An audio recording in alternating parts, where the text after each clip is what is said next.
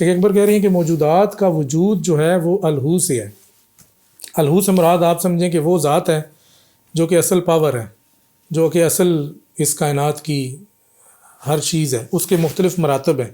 اس کے مرتبوں میں مراتب میں اسماء الہیہ بھی ہیں، اس کے مراتب میں ذاتی صفات بھی ہیں، اس کے مراتب میں وجود بھی ہے۔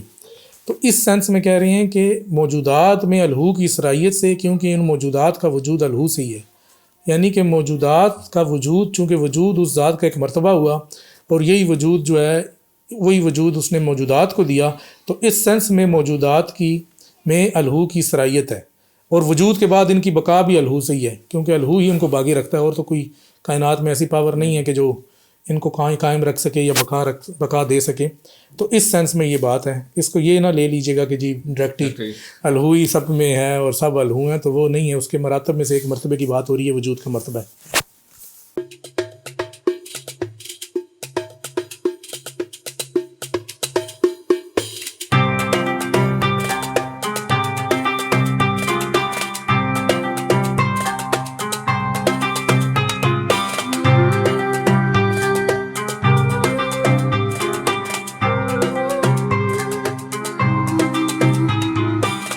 تو اب آگے چلتے ہیں، صفحہ نمبر 237 پر ہے۔ موجودات میں الہو کی صلاحیت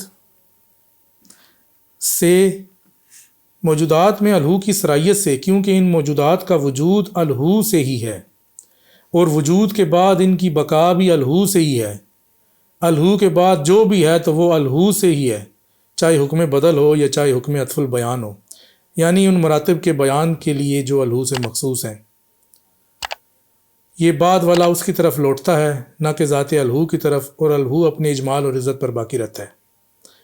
اس نے ایک سے زیادہ جگہ فرمایا، تو اس کو پہلے ذرا تھوڑا دیکھتے ہیں، اس کے بعد آگے چلتے ہیں۔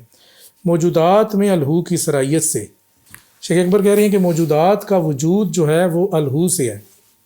الہو سے مراد آپ سمجھیں کہ وہ ذات ہے جو کہ اصل پاور ہے، جو کہ اصل اس کائنات کی ہر چیز ہے۔ اس کے مختلف مراتب ہیں، اس کے مرتبوں میں مراتب میں اسماء الہیہ بھی ہیں، اس کے مراتب میں ذاتی صفات بھی ہیں، اس کے مراتب میں وجود بھی ہے۔ تو اس سینس میں کہہ رہے ہیں کہ موجودات میں الہو کی صلاحیت سے، کیونکہ ان موجودات کا وجود الہو سے ہی ہے، یعنی کہ موجودات کا وجود، چونکہ وجود اس ذات کا ایک مرتبہ ہوا اور یہی وجود جو ہے وہی وجود اس نے موجودات کو دیا، تو اس سینس میں موجودات کی میں الہو کی صلاحیت ہے، اور وجود کے بعد ان کی بقا بھی الہو سے ہی ہے، کیونکہ الہو ہی ان کو باقی رکھتا ہے، اور تو کوئی کائنات میں ایسی پاور نہیں ہے کہ جو ان کو قائم رکھ سکے یا بقا دے سکے۔ تو اس سینس میں یہ بات ہے، اس کو یہ نہ لے لیجیے گا کہ جی ڈائریکٹلی الہو ہی سب میں ہے اور سب الہو ہیں، تو وہ نہیں ہے، اس کے مراتب میں سے ایک مرتبے کی بات ہو رہی ہے، وجود کا مرتبہ ہے۔ یعنی ان مراتب کے بیان کے لیے جو الہو سے مخصوص ہیں، یہ بعد والا اسی کی طرف لوٹتا ہے، نہ کہ ذات الہو کی طرف۔ تو یہ شیخ نے خود لکھ دیا کہ یہ مراتب کی طرف لوٹتا ہے، ذات کی طرف نہیں لوٹتا، اور الہو اپنے جمال اور عزت پر باقی رہتا ہے، یعنی کہ وہ ذات تو اپنے جمال، عزت اور اپنی یکتائی جو بھی ہے اس پہ قائم ہے، لیکن جب موجودات میں سے کچھ اس کو ملتا ہے تو ایک مرتبے کی حیثیت سے ملتا ہے، اور وہ مرتبے کی طرف لوٹ جاتا ہے۔ الہو کا جو مرتبہ ہے، کیونکہ الہو تو ذات پر بھی دلالت کرتا ہے، مرتبے پر بھی کر رہا ہے۔ اچھا جی، اللہ تعالیٰ نے فرمایا، اس نے ایک سے زیادہ جگہ فرمایا، کیا فرمایا؟ هو اللہ الذی لا الہ الا ہو، وہی اللہ ہے کہ جس کے سوا کوئی الہ نہیں۔ یہاں آیت کو الہو سے شروع کیا اور الہو پر ہی ختم کیا، یعنی کہ ہوا سے شروع کیا، هو اللہ الذی لا الہ الا ہوا، اور پھر ہوا پر اس کو ختم کر دیا، اور الہو سے مرتبہ الوہیت کا اظہار کیا۔ تو شیخ یہ فرما رہے ہیں کہ اس جگہ پر قرآن مجید میں اللہ تعالیٰ نے الہو سے مرتبہ الوہیت کا اظہار کیا ہے۔ اب یہ اس کا ایک مرتبہ ہے، جس طرح وجود ایک مرتبہ ہے، یہ باقی صفات ہیں، اسی طرح الوہیت بھی اس کا ایک مرتبہ ہے۔ فرمایا الہو کا فرمایا لا الہ الا ہوا الرحمن الرحیم، کوئی معبود نہیں اس کے سوا، اور وہ یعنی کہ الہو الرحمن الرحیم ہے۔ اب یہ اس کے دوسرے مرتبے کی طرف اشارہ کر دیا، ایک مرتبہ تھا اللہ، دوسرا مرتبہ اب رحمان الرحیم کا بھی آ گیا، وہاں پر کوئی میسج آیا۔ ابھی ہم یہی بات ڈسکس کر رہے ہیں جی کہ الہو جو ہے وہ احدیت کا اشارہ ہے، کنایہ ہے، لیکن احدیت کے اور بھی کنایات ہیں جس میں ایک الوہیت بھی ہے۔ تو الہو اس سینس میں الوہیت کا کنایہ بھی ہو گیا، مرتبہ الوہیت کا اظہار الہو سے ہوتا ہے۔ تو یہی آیت جو شیخ نے ابھی پڑھی ہے، سہیب خان صاحب نے کہا صحیح خان ان کے جواب میں هو اللہ الذی لا الہ الا ہوا، کہ وہی اللہ الہ ہے، اس کے سوا کوئی الہ نہیں۔ اب یہ ہوا کا جو کنایا ہے یہ یہاں پر الہ کی طرف جا رہا ہے، اور ایک دوسری سینس میں ہوا کا کنایا جو ہے وہ ذات کی طرف جا رہا ہے۔ تو یہ لفظ ہے جو کہ کنایا ہے، جو کہ کنایا مطلب اشارہ کرتا ہے کسی طرف بھی۔ تو الوہیت ذات کا ایک مرتبہ ہے، اسی طرح رحمان یا رحمانیت یہ بھی ذات کے مراتب میں سے ہے، تو وہ اس مراتب میں سے کسی ایک مرتبے کی طرف اشارہ کر رہا ہے۔ تو الہو جو ہے وہ تمام کی طرف اشارہ کرتا ہے، مطلب یہ اشارے والا حرف کہہ لیں یا اسم کہہ لیں، تو اس سینس میں یہ ہر جگہ جو ہے اشارہ کرتا ہے۔ تو یہاں پر جو اشارہ ہے وہ الوہیت کی طرف ہے۔ یہ اگلا کیا ہے؟ اچھا، تو یہ ہم پڑھ رہے تھے کہ الہو کیونکہ کنایا ہے تو یہ اشارہ کرتا ہے، تو یہ پہلے ہم نے پڑھا کہ احدیت کا کنایا ہے، تو ابھی ہم پڑھ رہے ہیں کہ الوہیت کا کنایا ہے۔ اور اللہ تعالیٰ نے کس طرح قرآن مجید میں الوہیت کے لیے بھی الہو کا کنایا استعمال کیا، فرمایا هو اللہ الذی لا الہ الا ہو۔ یہ جناب سورہ الحشر کی آیت نمبر 22 ہے، اور ایک اور جگہ فرمایا لا الہ الا هو الرحمن الرحیم، یہ سورہ حدید کی آیت نمبر 3 ہے۔ آگے فرمایا هو الاول والآخر۔ اب یہ دیکھیں نا، ہو کی طرف اشارہ کر کے فرما رہا ہے کہ وہ اول بھی ہے وہ آخر بھی ہے۔ آگے فرمایا لا الہ الا هو عالم الغیب۔ اب یہ ہو کا جو ہے وہ بتا رہا ہے کہ وہ عالم الغیب بھی ہے۔ آگے ہے کہ ہوا، پھر اس کے بعد پوری آیت ہے الملک القدوس السلام تو یہ اس میں جو باقی اسماء ہیں وہ بھی آ رہے ہیں کہ اس کی طرف اشارہ آ رہا ہے۔ پھر هو اللہ الخالق البارئ، تو یہ تمام اسماء جو ہیں یہ اس کے مراتب ہیں الہو کے۔ تو یہاں پر شیخ یہ بتا رہی ہیں کہ یہ ایک جو اس کا اشارہ تھا وہ کہ عادیت کی طرف تھا، جو کہ ہم نے دیکھ لیا۔ اب یہ اسماء کی طرف جو اس کے اشارات ہیں، جیسے اسماء اس کے مراتب ہیں، تو یہ قرآن مجید کی ساری آیات شیخ اکبر لے کر آئے ہیں۔ یعنی الہو کا کام دونوں طرف ہے، ہاں دونوں طرف ہے نا، اس کا تعلق دونوں طرف ہے۔ یہ تو صرف اشارہ ہے نا، اس طرف اشارہ بھی کر رہا ہے اور نیچے اسماء کی طرف بھی اس کا اشارہ ہے ساتھ، کہ اس کے مراتب ہیں۔ نیچے مراتب بتاتا ہے کہ یہ جیسے اس نے کہا کہ پہلے اللہ کہا، پھر الرحمن الرحیم کہا، پھر اس طرح سے جو مراتب نیچے آتے ہیں وہ ساتھ ساتھ ہم بتا دیں گے۔ اچھا، یہ کہہ رہے ہیں جناب محمد زمان بھٹ صاحب کہتے ہیں کہ حضور حویت مرتبہ احدیت، اور الحویت مرتبہ وحدت، اور انانیت مرتبہ کثرت ہے۔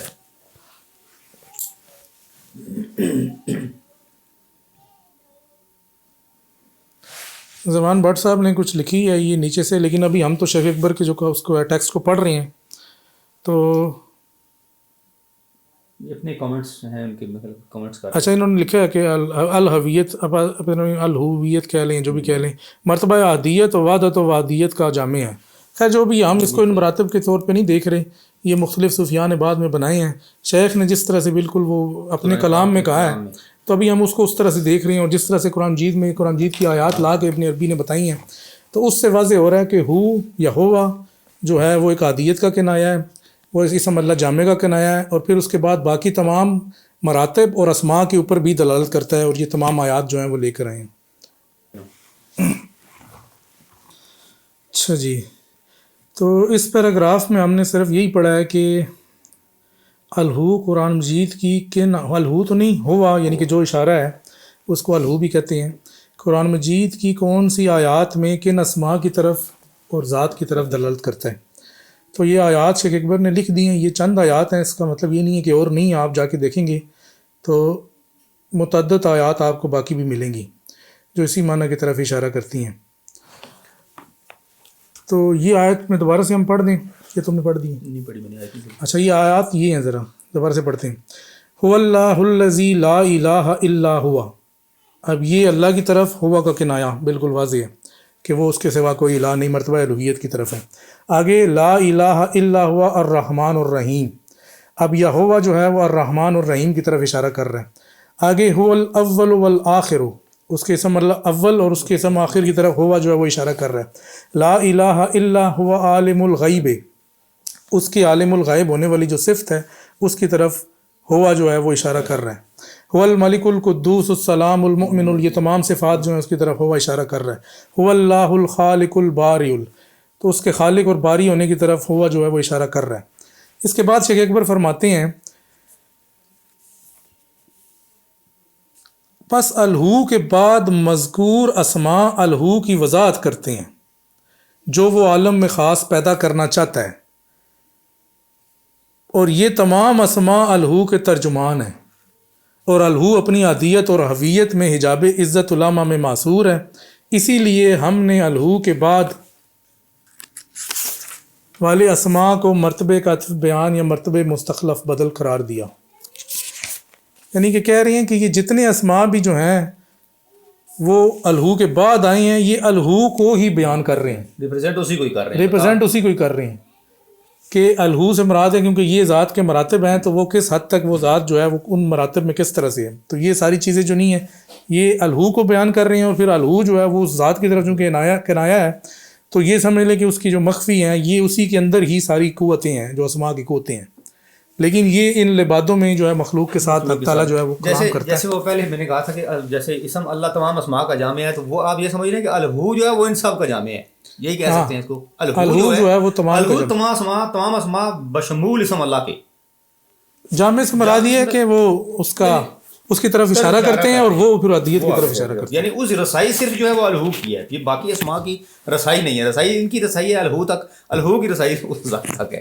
اچھا، یہ ابھی ہم نے یہاں پر اس کے جو دوسرا پہلو ہے اس میں پہلا پہلو جو ہم نے الہو کا پڑھا ہے آج،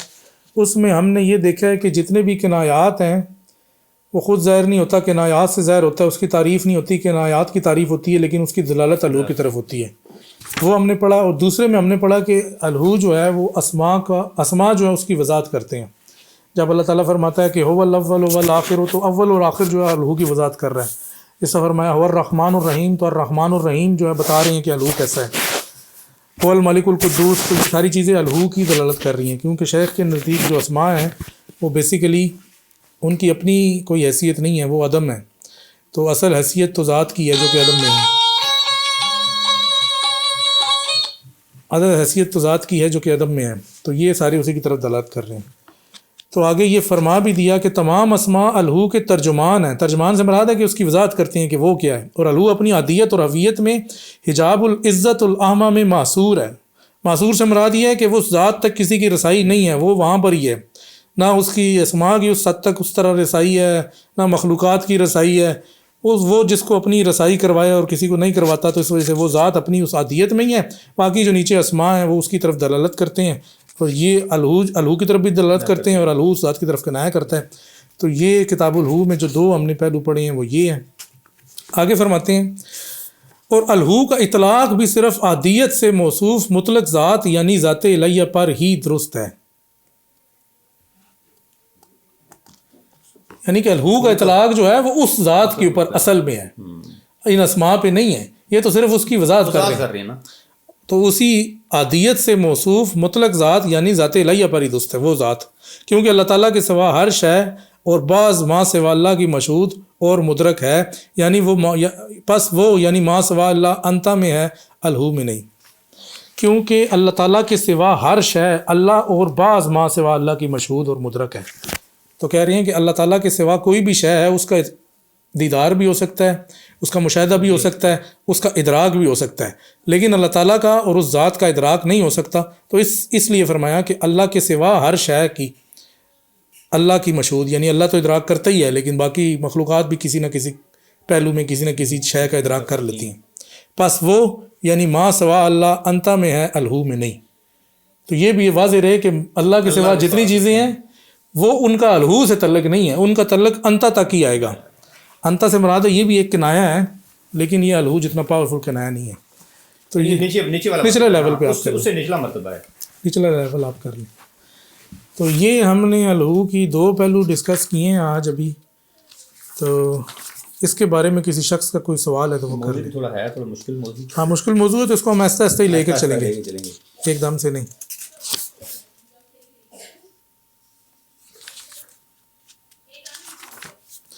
کسی شخص کا اس حوالے سے سوال ہے تو وہ کر لیں، دو جو ہم نے الہو کے پہلو بیان کیے ہیں۔